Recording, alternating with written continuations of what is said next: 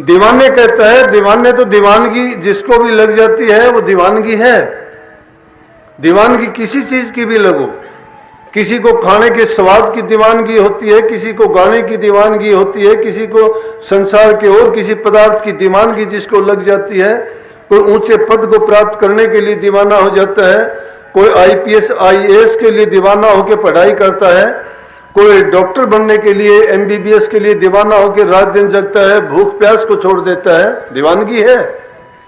लेकिन हम दीवानगी संतों ने किसको कहा? उसको दीवाना कहा है कि जो प्रभु के रंग में राच जाता है, और उसके लिए जिसमें दीवानगी आ जाती है उसको ना खाने की, ना पीने की, ना सोने की, ना उठने की, ना बैठने की। कबीर साहब ने क्या कहा कि दुनिया खुशी में रहती है, वो खाती है, पीती है, सोती है, लेकिन कबीर साहब कहते हैं कि मैं तो दुखिया हूं, मुझे सुख नहीं है कोई भी, मैं तो जागता हूं, रोता हूं, ना मुझे खाने की परवाह, ना सोने की परवाह, लेकिन मैं जागता हूं, रोता हूं, किस लिए? कि मुझे दीवानगी उस नाम की है। इसलिए कबीर साहब का चेतावनी भी है और एक मूर्ख आदियों पर ताना भी है, और इसी में उनकी शिक्षा का एक गहरा उपदेश भी है। वो कहते हैं कि दीवाने क्या गाता है तू? गाने का मतलब जो हम जबान से कहते हैं, किसी भी रूप में कहते हैं, बोलते हैं, गाते हैं, कि क्या गाते हो? वो घर बहुत दूर है। कौन सा घर? जिस घर से हमारी रूह बिछड़ के आई थी, जिसमें जाने के बाद इसका पुनर्जन्म नहीं होता। ये प्रभु के चरणों में जब जाके समा जाती है तो उसी प्रकार से हो जाती है जिस प्रकार से बूंद जाके सिंधु में वापस मिल जाती है। ये रूह अगर कहो तो उसी भंडार की अंश तो है, लेकिन इस रूह को ये उसी प्रकार से है जिस प्रकार से बहते हुए पानी से तुमने एक लोटा पानी का निकाल लिया। पानी चाहे दरिया का है चाहे नदी का है, उसमें से निकलने के बाद में वो नदी और दरिया का पानी नहीं है। पानी को अलग से अहंकार हो गया कि मैं लोटे का पानी हूं, मैं कुएं का पानी हूं, या बाल्टी और टोकनी का पानी हूं। पानी तो वही पानी है, उसका अंश तो वही था, लेकिन क्योंकि उससे अलग होने के बाद अलग अस्तित्व मान के उसको एक अलग से ही अभिमान हुआ कि मैं उस चीज का पानी हूं। लेकिन उसी को अगर उसके में वापिस मिला जाते हैं तो उसको ढूंढने से भी वापिस नहीं मिलता है। इसी प्रकार से ये रूह भी वहां से बिछुड़ने के बाद इस माया के देश में आके अपने कर्म करीने से ये इसी प्रकार से इसको ये अहंकार हो गया, ये अपने आप को अलग से मानती है। और उसके लिए उन्होंने कहा कि हम तो ऐसे दीवाने भी नहीं हैं कि जिनको हम दीवाने कहीं जाओ। उन दीवानों के घर अगर पूछोगे जिन्होंने प्रभु के नाम के लिए दीवानगी लगाई, इसी में पूरी आध्यात्मिकता छिपी हुई है, इसी में करने का तरीका भी छिपा हुआ है। और उसमें सबसे पहले किसका नाम ले दिया? गोपी चंद का नाम मैं लेके कहता हूं। उस शब्द में तो कोई भी रहा होगा, पहली जो बात कही इसमें आगे पीछे की कोई बात नहीं। वो कहते गोपी चंद भरथरी राजा सिर में डाली धूल। उस गोपी चंद को खुद को दीवानगी नहीं थी, उसकी मां ने दीवानगी दिला दी। उसकी मां ने दीवानगी क्यों दिला दी? जिसने उस सत्य को पहचान लिया वो चाहता है कि पूरा संसार उसी रंग में रंग जाए। उसकी मां ने देखा कि उसके पिताजी की मृत्यु हुई थी, उसकी देख कंचन जैसी थी, बहुत सुंदर था, लेकिन देखते देखते ये 5 तत्व का पुतला ही तो है।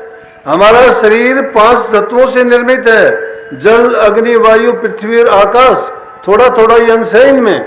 स्थूल रूप में देखते हैं तो पृथ्वी बहुत बड़ी है, जल के समुद्र भरे हुए हैं, अग्नि इसी प्रकार से छिपी हुई है, लेकिन प्रकट करने पे ही होती है वो अग्नि छिपी हुई है, हर चीज में है वो। और वायु एक भी जगह खाली नहीं है, जहां कहीं भी देखोगे वायु उसमें भरी हुई है।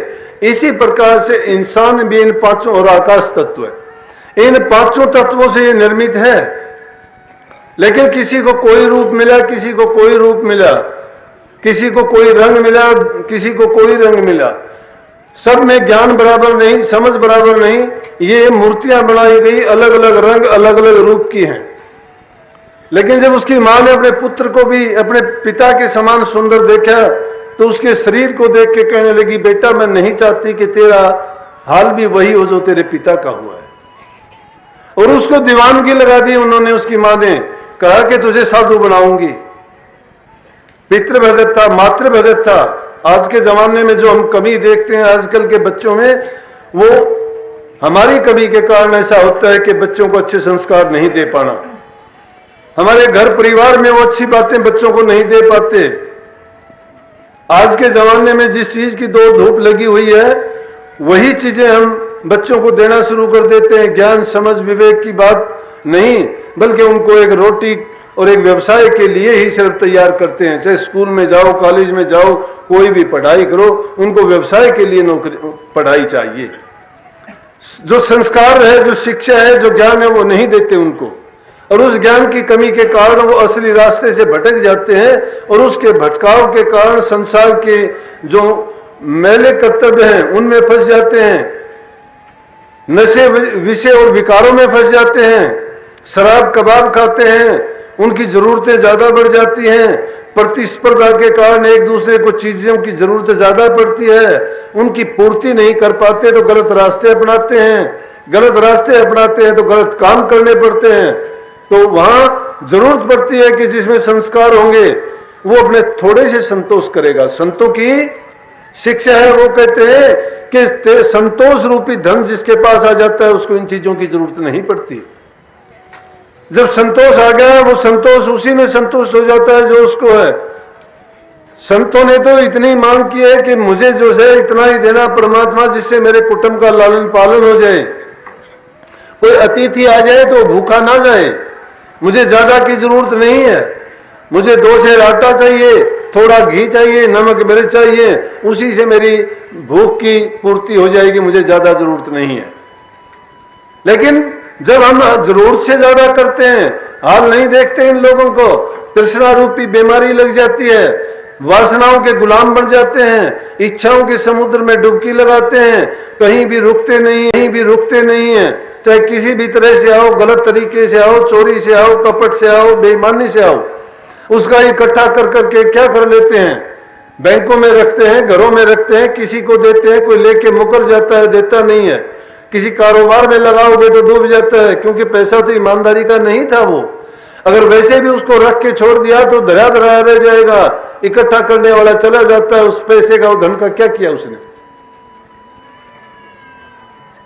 जग में आके हमने तन पाला या पेट पाला, किया भी क्या? प्रभु की भक्ति के बिना हम ऐसे ही गए संसार से। लेकिन समझते फिर भी नहीं है लोग। क्यों नहीं समझते हैं? कि वो ज्ञान के रास्ते पे चले नहीं। लेकिन वो माँ बाप असली माँ बाप है जो अपने बच्चों को ज्ञान देते हैं। बच्चों को धन की जरूरत नहीं, धन मत दो उनको इकट्ठा करके, उनको अच्छे संस्कार दो। जिसको संस्कार दे दोगे अपना काम करके वो अपना गुजरान कर लेगा। लेकिन जिसको तुमने संस्कार नहीं दिया, धन कितना भी दे दोगे वो बर्बाद वैसे भी कर देगा। क्योंकि इस प्रकार का जो धन होता है उसको गलत रास्ते पर चलाता है, निठल्ला कर देता है, निर्बल दुर्बल कर देता है, उसको उदासीन बना देता है। वो अपनी मेहनत और कमाई पर इतबार और विश्वास नहीं करता है। लेकिन बात गोपीचंद की थी, उसकी मां ने उसको वो संस्कार वो दिए, उसने मोह के बंधन में नहीं बांधा, उसको बेटा बना के ये नहीं कहा कि बेटा तू घर से बाहर ना जा, महल से बाहर ना जा, तुझे दुश्मन मार देंगे या तेरी जिंदगी खत्म हो जाएगी। नहीं, उसको जीते जी खत्म करने के लिए उसने ठान लिया, अमर करने के लिए। अमर कौन हो जाता है? जो कभी पैदा नहीं होता वो अमर हो जाता है। जन्मता है, जन्मता तो है, लेकिन जो जन्म जाता है वो मरता भी है। लेकिन संतों का चेताया हुआ जीव अगर वो मरता है ना, उसके बाद वो जन्मता नहीं है। क्यों नहीं? कि उनको भेद दे दिया गया है। हमें वासना नहीं रहती है कोई भी।